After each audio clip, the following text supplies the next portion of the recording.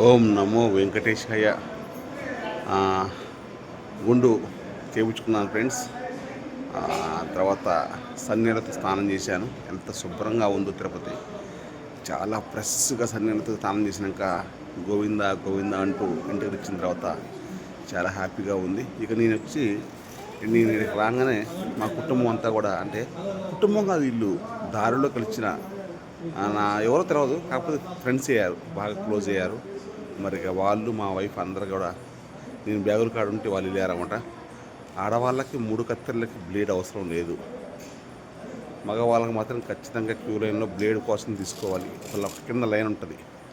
ఇకపోతే ఇక కొత్త రూల్, ఇక్కడ ఒకటి రూల్ మార్చారు ఫ్రెండ్స్. కొత్త రూలు, లాకరు ఒకప్పుడు ఇక్కడ తాళం ఇచ్చేది, ఆధార్ కార్డు స్కాన్ చేసేది, టోకెన్ ఇక్కడే ఇచ్చేది, మనకి ఇక్కడే లాకర్ అవ్వబడేది.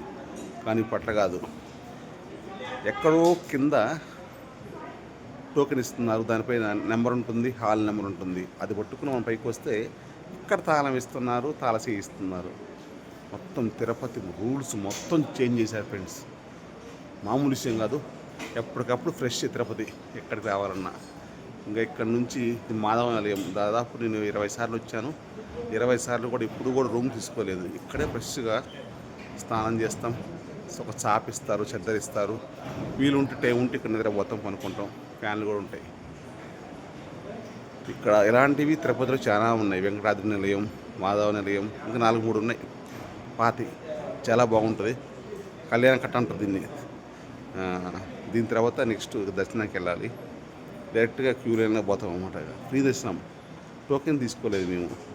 చాలాసార్లు టోకెన్ లేకుండా వెళ్ళలేదు. టోకెన్ తీసుకుని వెళ్ళాము. ఈసారి ఫస్ట్ టైం టోకెన్ లేకుండా. ఎందుకంటే టోకెన్ తెల్లవారుజామున, మేము ఈరోజు నైట్ దిగాం కదా, రేపు తెల్లవారుజామున 5 గంటలకు ఇస్తారు.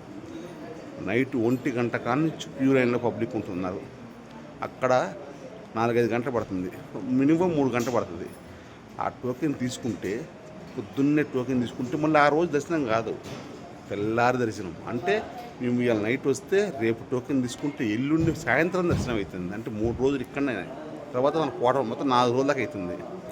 అదే ఇప్పుడు రైలు దిగంగానే డైరెక్ట్ పైకి వచ్చి గుండె ఎక్కించుకుని లైన్లో క్యూ లైన్లో పోతే ఫ్రీ దర్శనానికి 12 గంటలు పడుతుంది, 13 గంటలు పడుతుంది. 1 గంటకు 2 లైన్లో పోయినా సరే సాయంత్రం 4 గంటలు అయిపోతుంది. అది ఇవాళ అయిపోతుంది కదా దర్శనం అని చెప్పి అనుకున్నాం. కాకపోతే ఓపిక ఉండాలి. చిన్నపిల్లలతో వచ్చేవాళ్ళు మాత్రం ఫ్రీ దర్శనానికి పోవడానికి ప్రయత్నం చేయకండి.